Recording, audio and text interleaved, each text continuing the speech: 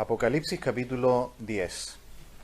Vi descender del cielo a otro ángel fuerte, envuelto en una nube, con el arco iris sobre su cabeza, y su rostro era como el sol, y sus pies como columnas de fuego. Tenía en su mano un librito abierto, y puso su pie derecho sobre el mar, y el izquierdo sobre la tierra. Y clamó a gran voz como ruge un león, y cuando hubo clamado, 7 truenos emitieron sus voces. Cuando los 7 truenos hubieron emitido sus voces, yo iba a escribir, pero oí una voz del cielo que me decía, sella las cosas que los 7 truenos han dicho, y no las escribas. Y el ángel que vi en pie sobre el mar y sobre la tierra, levantó su mano al cielo, y juró por el que vive por los siglos de los siglos, que creó el cielo y las cosas que están en él, y la tierra y las cosas que están en ella, y el mar y las cosas que están en él, que el tiempo no sería más, sino que en los días de la voz del séptimo ángel, cuando él comience a tocar la trompeta, el misterio de Dios se consumará, como él lo anunció a sus siervos los profetas. La voz que oí del cielo habló otra vez conmigo y dijo, ve y toma el librito que está abierto en la mano del ángel que está en pie sobre el mar y sobre la tierra. Y fui al ángel diciéndole que me diese el librito, y él me dijo, toma y cómelo, y te amargará el vientre, pero en tu boca será dulce como la miel. Entonces tomé el librito de la mano del ángel y lo comí, y era dulce en mi boca como la miel, pero cuando lo hube comido, amargó mi vientre. Y él me dijo, es necesario que profetices otra vez sobre muchos pueblos, naciones, lenguas y reyes. Vamos a ver en esta tarde que el mensaje de Dios contiene dulzura, pero también amargura. No sé si usted lo ha experimentado en estos días que hemos estado hablando del libro de Apocalipsis, pero no es fácil exponer el libro, no es fácil ir capítulo a capítulo, versículo a versículo, no solo por los problemas de interpretación, los problemas hermenéuticos que presenta el libro, sino porque vemos constantemente la ira de Dios sobre el mundo entero. Y no sé si lo ha sentido, pero comienza a haber un poco un pesar en el corazón cuando uno va explicando el libro. A través de los capítulos vamos viendo cómo la ira de Dios se va derramando sobre el mundo, cómo Dios ha juzgado al mundo, y sentimos un poco de pesar a través del libro. Y aquí en este capítulo vamos a ver la razón, y es justamente esa, que no es solamente un libro que produce una bienaventuranza en los que creemos ya en Cristo, pero también produce un dolor en el corazón y una amargura en nuestro ser por todos los juicios que Dios está trayendo sobre el mundo. No sé si ha notado que los juicios se están desdoblando en juegos de 7, ¿no? Hay 3 7. Pero entre medio de cada sexto y séptimo juicio, ¿ha notado que hay un paréntesis, como un pequeño descanso en medio de todos los juicios? De hecho, aquí mismo, antes de que ocurra la séptima trompeta, que va a inaugurar a su vez 7 copas más, que son 7 juicios más, notamos que hay un paréntesis más, porque la trompeta no se va a tocar sino hasta el capítulo 11 y versículo 15. Mire conmigo el capítulo 11, versículo 15. Dice, el séptimo ángel tocó la trompeta y hubo grandes voces en el cielo que decían, los reinos del mundo han venido a ser de nuestro Señor y de su Cristo, y Él reinará por los siglos de los siglos. Es decir, cada vez que va a cerrarse una serie de 7 juicios, el Señor abre un paréntesis, una puerta de misericordia, para recordar que a pesar de todos los juicios que hay, el Señor sigue siendo un Dios bueno y misericordioso. En este capítulo entonces, que es un paréntesis, se nos muestra justamente eso, una vez más, la misericordia de Dios. Tenemos que también tener en cuenta, no perder de vista, que todo el libro de Apocalipsis tenemos que ver que es el anunciamiento del Mesías, la consumación final del tiempo por medio de la obra de Cristo. Porque el libro de Apocalipsis es justamente eso, es la revelación del Hijo de Dios, es la revelación que hace Dios el Padre acerca de su Hijo Jesús. Y hemos leído que el espíritu de la profecía es Jesús mismo. Es decir, tenemos que ir viendo siempre a Jesús. El personaje principal de Apocalipsis no es Satanás, no son los demonios, no es la bestia, no es el falso profeta, no son los juicios, es el Señor Jesucristo, que viene para poner punto final a la historia del mundo, es el triunfo final del Cordero. De eso se trata el libro de Apocalipsis. Versículo 1. Vi descender del cielo a otro ángel fuerte, envuelto en una nube, con el arco iris sobre su cabeza, y su rostro era como el sol, y sus pies como columnas de fuego. Este ángel, algunos han pensado que es Jesús mismo, pero leyendo el pasaje, ¿por qué razón podríamos pensar que no es? Si bien leyendo el pasaje usted va a notar que hay algunas razones por las cuales podríamos pensar que quizás fuera Jesús. Por ejemplo, algunas de los argumentos a favor es que en el Antiguo Testamento tenemos un ángel especial que se llama el ángel de Jehová. Si usted lo recuerda, en Jueces capítulo 5, él recibe adoración y la permite, la recibe. Y también allí en Jueces también, pero en el capítulo 13, él dice, mi nombre es admirable. Por esa razón muchos piensan que este ángel de Jehová es una aparición preencarnada de Jesús el Mesías. Pero aquí, ¿qué razón nos da para entender que no podría ser? No sé si notaron el detalle, versículo 9. Hay un detalle ahí. Juan le da una orden al ángel, ¿cierto? Por lo tanto, por razones como esta y otras que vamos a ver, vamos a decir que este ángel fuerte no podría ser el Señor. Juan dándole una orden al Señor de que le entregue el libro, ¿no? De hecho, si vemos también en el capítulo 7, versículo 2, capítulo 8, versículo 5, este ángel fuerte aparece en esas dos veces anteriores y siempre recibe órdenes, ¿no? Dios lo manda para que haga ciertas cosas. Así que, si bien es difícil determinar, porque hay razones para creer que podría ser Jesús, pero realmente el Señor está claramente identificado en el libro de Apocalipsis, ¿no? Está a la diestra del Padre, está en el lugar glorioso y haciendo otras actividades, pero no hay que perderlo de vista aquello.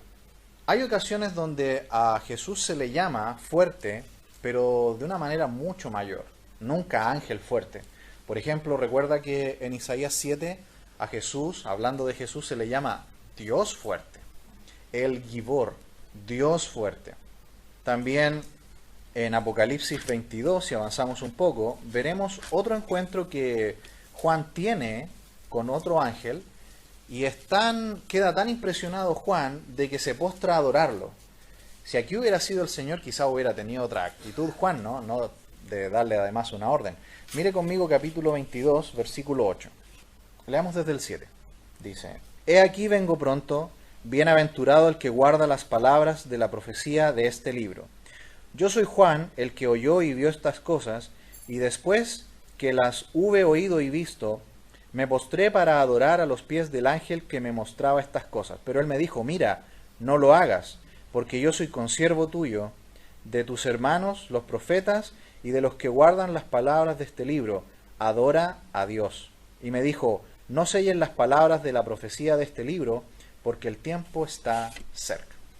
Así que por estas razones y otras más que vamos a ir viendo, podemos ver que este ángel fuerte no sería Jesús como algunos comentaristas crean. Simplemente es un mensajero de Dios que viene del cielo para dar un mensaje de aliento y de misericordia, un paréntesis en medio de tanto juicio que está ocurriendo en la tierra en este momento. Recordemos que estamos en el tiempo de la gran tribulación, cual no ha habido nunca en la historia del mundo.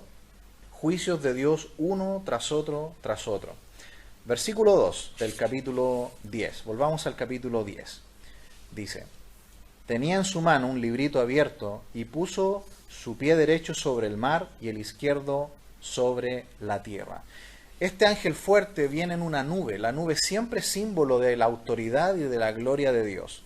También dice allí que tiene un arco iris como corona en su cabeza. El arco iris, recordemos que es una promesa de Dios dada allí en Génesis, ¿no? De que Dios nunca más iba a destruir el mundo con agua. Porque de acuerdo a 2 de Pedro 3, Dios lo va a destruir esta vez con fuego. Es decir, es una promesa de que Dios va a destruir el mundo, sí, pero de otra manera, y por mientras va a seguir teniendo misericordia con el hombre hasta el último instante. El rostro de él también es como el sol y sus pies como columnas de fuego. Sin embargo, esto no hace a Juan adorarlo, ¿no? Como en el capítulo 22. Este ángel tiene no un libro. ¿Recuerdan que en el capítulo 5 el Padre tiene un libro en la mano?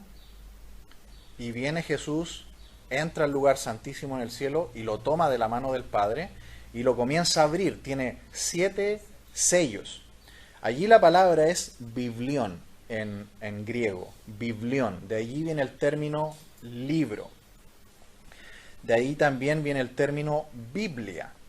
Biblia sería el plural, libros.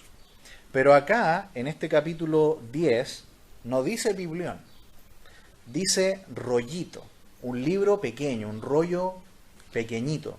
La palabra es Biblia Ridion. Otra variante también es Biblidarion. Ambos son un rollito, un libro más pequeño. Por lo tanto, no podríamos decir que es el libro abierto que Jesús ya abrió rompiendo los 7 sellos. Al parecer este es un rollo más pequeño, es un libro menor, pero que contiene algo que dice aquí el capítulo 10, un misterio. Y va a quedar sellado este misterio para siempre. Se va a revelar, sí, pero no se va a decir nunca el contenido de este libro. Porque además, vamos a ver que Juan se lo come, de acuerdo a los últimos versículos de este capítulo. Así que no puede ser, según la palabra en el original, el mismo libro del capítulo 5.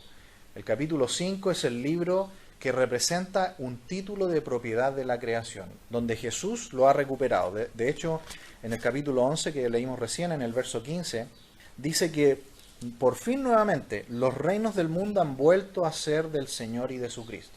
Es decir, Jesús ha recuperado la soberanía y el control del mundo, abriendo estos sellos que tenía este libro grande.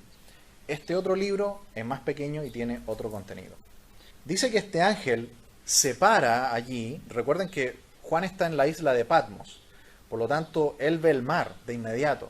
Patmos es una isla pequeña. Recuerdan en los primeros temas dijimos que es un pequeño islote rocoso frente a Turquía, muy pequeño, por lo tanto el mar usted lo puede ver mirando para cualquier lado. Por lo tanto, cuando él mira a este ángel que pone un pie en la tierra y otro en el mar, es para demostrar que este ángel poderoso viene a darle una noticia a Juan de la soberanía que el Señor Jesús ha recuperado abriendo el otro libro más grande. Esa es la idea. Versículo 3.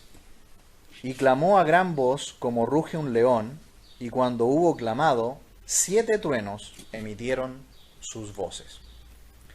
Es interesante que cuando se habla de la voz de Dios, se nos dice que la voz de Dios es como un trueno. Por ejemplo, si lo quiere anotar, en Job capítulo 37, 5, dice, truena Dios maravillosamente con su voz.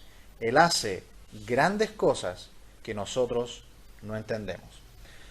Durante esta tarde, yo creo que todos escucharon esos tremendos truenos, ¿no?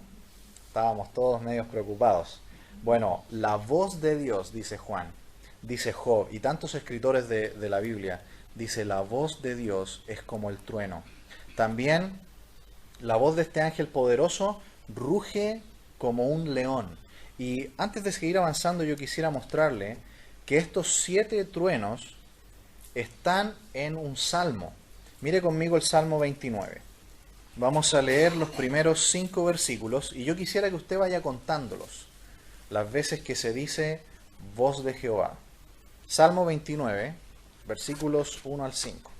Dice, tributad a Jehová, oh hijos de los poderosos, dad a Jehová la gloria y el poder.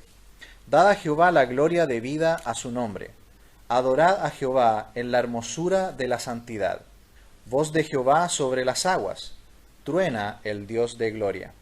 Jehová sobre las muchas aguas, voz de Jehová con potencia, voz de Jehová con gloria, voz de Jehová que quebranta los cedros. Quebrantó Jehová los cedros del Líbano. Y versículo 7, voz de Jehová que derrama llamas de fuego. 8, voz de Jehová que hace temblar el desierto. Hace temblar Jehová el desierto de Cades. Voz de Jehová que desgaja las encinas y desnuda los bosques. En su templo todo proclama su gloria. Aquí vemos entonces cómo se presentan como si fueran los 7 truenos que se mencionan acá en Apocalipsis capítulo 10. Lo vemos aquí en este salmo, que la voz de Dios es como un trueno que atraviesa toda la creación. Y el versículo 4, volviendo al capítulo 10 de Apocalipsis, dice: cuando los 7 truenos hubieron emitido sus voces, yo iba a escribir, pero oí una voz del cielo que me decía: sella las cosas que los 7 truenos han dicho y no las escribas.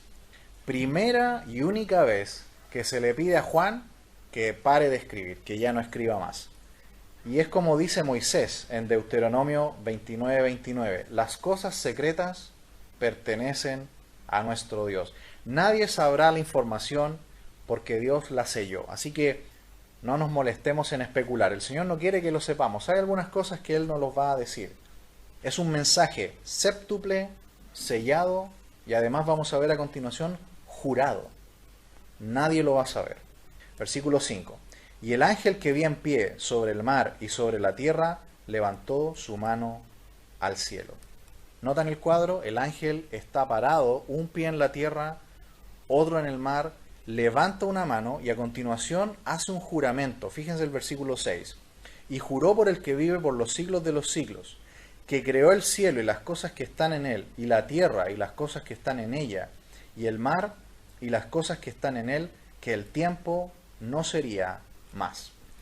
Juró por Dios, y eso no está prohibido. De hecho, si usted lo revisa en Hebreos capítulo 6, en los versículos 13 y 17, que incluso Dios lo hace y Dios lo permite. También se nos pide que la única forma de jurar está en Génesis capítulo 14, versículo 22. Solo se puede jurar por Dios y por nadie más. Y también en Deuteronomio 32:40. Este ángel lo hace y dice que no habrá más tiempo. La palabra tiempo allí no es kairos, que sería el tiempo de Dios. La palabra es cronos o cronos. El cronos es el tiempo nuestro, no el tiempo del reloj. Él dice: el tiempo de la séptima trompeta va a llegar. El Señor va a poner fin a estos juicios y va a tomar definitivamente el control de este mundo y de su creación. No sé si le ha pasado a usted, pero a veces hay personas que se burlan, ¿no?, de nosotros y quizás dicen: ¿dónde está tu Dios? ¿Por qué se demora tanto en actuar? Bueno, podemos compartir con ellos Segundo de Pedro, capítulo 3. Mire conmigo estos 2 versículos. Segunda de Pedro, capítulo 3, leamos los versículos 3 y 4. Dice: sabiendo primero esto, que en los postreros días vendrán burladores, andando según sus propias concupiscencias, y diciendo: ¿dónde está la promesa de su advenimiento? Porque desde el día en que los padres durmieron, todas las cosas permanecen así como desde el principio de la creación. 5. Estos ignoran voluntariamente que en el tiempo antiguo fueron hechos por la palabra de Dios los cielos y también la tierra, que proviene del agua y por el agua subsiste. ¿Va a llegar el día que todo se va a cumplir y que el tiempo se va a acabar? Sí. Aquí este ángel está diciendo: el tiempo se va a cumplir ya. Dios va a poner punto final y con esta séptima trompeta se abre la última serie de juicios, que son las 7 copas. Y esto va a poner fin a la historia como la conocemos. El Señor va a volver en su segunda venida y va a instaurar por fin aquí en la tierra el reino mesiánico. Y por fin esa oración, ¿no?, del Padre nuestro se va a cumplir cuando dice: venga a nosotros tu reino. Allí ese día eso se va a cumplir. Versículo 7 de capítulo 10. Sino que en los días de la voz del séptimo ángel, cuando él comienza a tocar la trompeta, el misterio de Dios se consumará, como él lo anunció a sus siervos los profetas. ¿Cuál es el misterio de Dios? De acuerdo al contexto que hemos estado viendo. Si usted va leyendo el Nuevo Testamento, va a notar que muchas veces a la iglesia se le llama el misterio. Por ejemplo, en Efesios se nos dice que la iglesia es el misterio. Pero la iglesia ya no está en la tierra.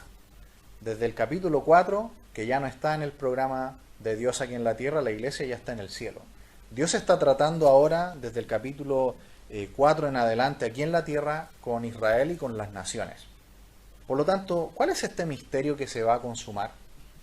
De acuerdo a lo que hemos estado viendo y a que finalmente el Señor va a volver y va a instaurar su reino perfecto, justo aquí en la tierra, tiene que ser el final de la injusticia, el término de la maldad, el término de la injusticia. El Señor va a volver y por fin la pregunta de ¿por qué Dios permite esto? ¿Por qué ocurre este mal aquí en el mundo? ¿Por qué ocurre esto? ¿Por qué nos pasa esto?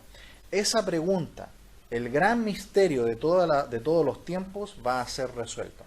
Porque el Señor, cuando vuelva y instaure su reino perfecto aquí en la tierra, va a aplicar por primera vez la justicia verdadera. Y este reino de 1000 años, que lo vamos a estudiar más adelante, es el preludio, ¿no? O el prefacio de lo que va a ser el cielo, el reino eterno. El Señor nunca ha dejado de estar allí. El Señor está siempre. A veces nosotros pensamos que el Señor no está, pero el Señor siempre está allí. Los que nos dicen, ¿y dónde está Dios? ¿Dónde está tu Dios? ¿Por qué no responde? ¿Por qué no viene y resuelve estas cosas? ¿Por qué permite tanto mal en el mundo? El ángel dice aquí, el tiempo se va a cumplir. Y por fin ese gran misterio, esa gran pregunta de por qué el mal parece andar en sus anchas, va a tener una respuesta final. El Señor va a volver y va a instaurar por fin la justicia en este mundo. Como Él anunció a sus siervos los profetas.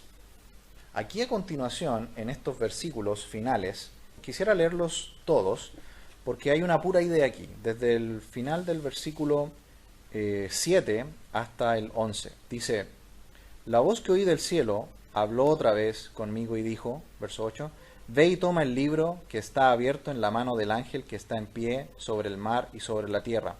Y fui al ángel diciéndole que me diese el librito y él me dijo, toma y cómelo, y te amargará el vientre, pero en tu boca será dulce como la miel. Entonces tomé el librito de la mano del ángel y lo comí.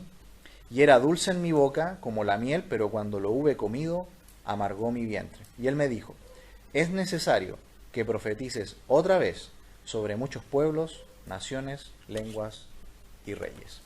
Esto de comer las palabras de Dios, ¿lo hemos visto antes o esto es primera vez que ocurre? ¿Recuerdan al profeta Jeremías? Jeremías 15 también dice algo parecido. Capítulo 15, versículo 16, cuando Jeremías dice, fueron halladas tus palabras y yo las comí, y tu palabra me fue por gozo y por alegría de mi corazón, porque tu nombre se invocó sobre mí, oh Jehová, Dios de los ejércitos. Uno casi igual que el de Juan es Ezequiel capítulo 2. Este me gustaría si por favor lo podemos buscar. Ezequiel 2, versículo 8, vamos a leer hasta el capítulo 3, verso 3. Dice, mas tú, hijo de hombre, oye lo que yo te hablo. No seas rebelde como la casa rebelde, abre tu boca y come lo que yo te doy. Y miré, y he aquí una mano extendida hacia mí, y en ella había un rollo de libro. Y lo extendió delante de mí, y estaba escrito por delante y por detrás, y había escritas en él endechas, y lamentaciones y ayes. Me dijo, hijo de hombre, come lo que hayas. Come este rollo y ve y habla a la casa de Israel. Y abrí mi boca y me hizo comer aquel rollo. Y me dijo, hijo de hombre, alimenta tu vientre y llena tus entrañas de este rollo que yo te doy. Y lo comí y fue en mi boca dulce como la miel. Casi igual, ¿no? Pero ¿cuál es la diferencia con Juan? Que es dulce en la boca, pero es muy amargo al digerirlo.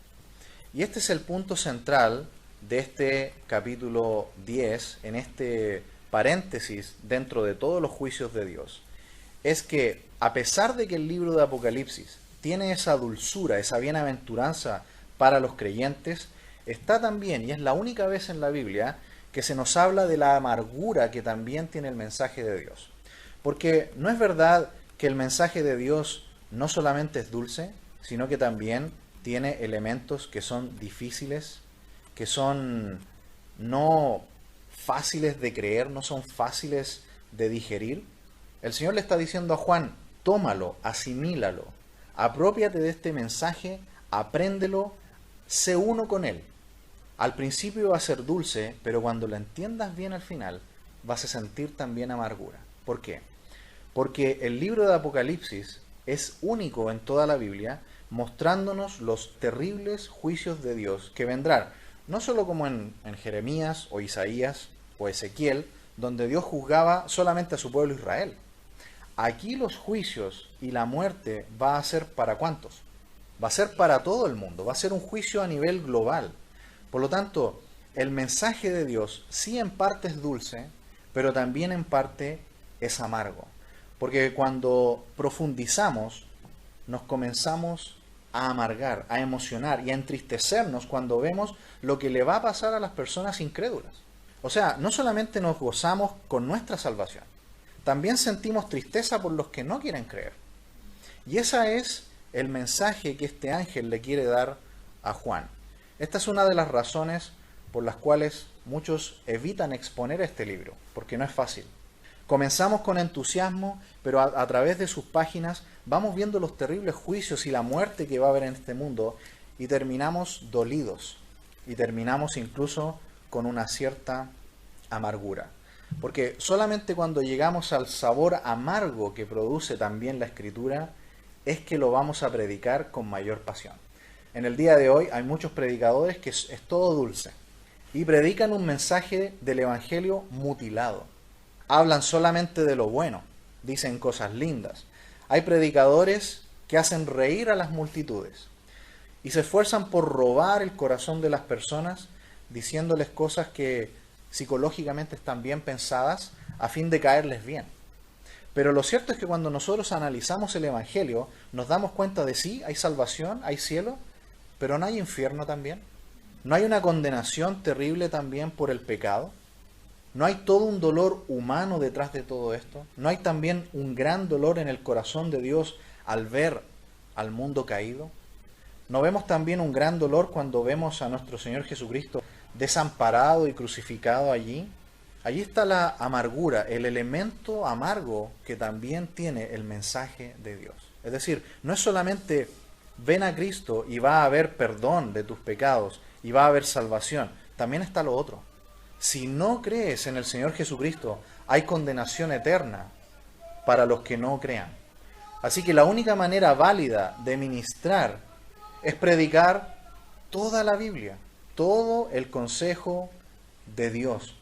Como usted ve, no es solamente positivo y dulce el mensaje bíblico, también está la parte amarga al final. Y solamente Juan nos lo dice al final, porque él ve todo el juicio tremendo que va a venir sobre este mundo, sobre esta tierra, sobre las personas, cuando la ira de Dios se desate en este mundo. Podríamos resumirlo así: el verdadero evangelio de Cristo. El verdadero evangelio no exalta para nada al hombre. El verdadero evangelio de Cristo rebaja al hombre hasta lo más bajo y le dice cuán pecador es. ¿A quién exalta? Exalta a Cristo por sobre todas las cosas. Y así debiéramos ver cada porción de la palabra de Dios. La palabra de Dios siempre exalta a Cristo hasta lo sumo y rebaja al hombre hasta lo sumo. Con esta sugerencia podemos comprender mucho mejor cualquier pasaje de la Escritura. La Escritura siempre exalta a Cristo hasta lo más grande y rebaja al hombre hasta lo más bajo. Así que podemos ver, por un lado, la gloria eterna, pero también está la condenación eterna. Está el sabor de vida para vida a aquellos que hemos creído, pero está el de muerte para aquellos que rechazan. La vida cristiana triunfante, pero también está la vida de derrota por el pecado. Está la vida de oración y de la palabra, pero también está la vida de derrota que deja de lado la palabra de Dios y la oración. Hemos visto entonces en esta tarde que el mensaje de Dios contiene dulzura, pero también amargura. Cuando nosotros vemos realmente el corazón de Dios, vemos que no es un mensaje que es todo positivo y todo lindo. También está el elemento amargo, el cual debemos también saber proclamarlo cuando predicamos el Evangelio. Si nosotros hablamos solamente del cielo, estamos mutilando el Evangelio. No debemos pensar que el tema del pecado y del infierno y del castigo de Dios y de la ira de Dios son temas que debemos evitar. No. Si lo hacemos, estamos siendo infieles al predicar el Evangelio. Y no importa si las personas se ofenden o se molestan, debemos hablar de estos elementos que son amargos también. Tenemos que decirle a las personas, ¿sabes qué? Tú puedes rechazar a Cristo, pero la Biblia nos advierte de algo. Dios es un Dios santo también y justo. Y Él va a condenar y castigar a todos los pecadores en un lugar terrible llamado el infierno. Hermanos amados, no debemos tener temor de hablar de estos temas. Y se produce esta amargura, ¿no? En este momento que se escucha, ¿no? Como la gente está pensando en cualquier cosa que es totalmente vana, que cuando el Señor venga todas esas cosas van a quedar aquí en la tierra. La gente está totalmente ensimismada con esas cosas que no valen nada.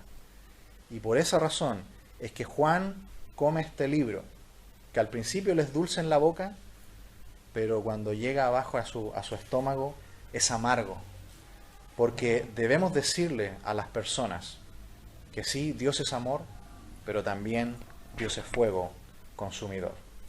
Vamos a orar.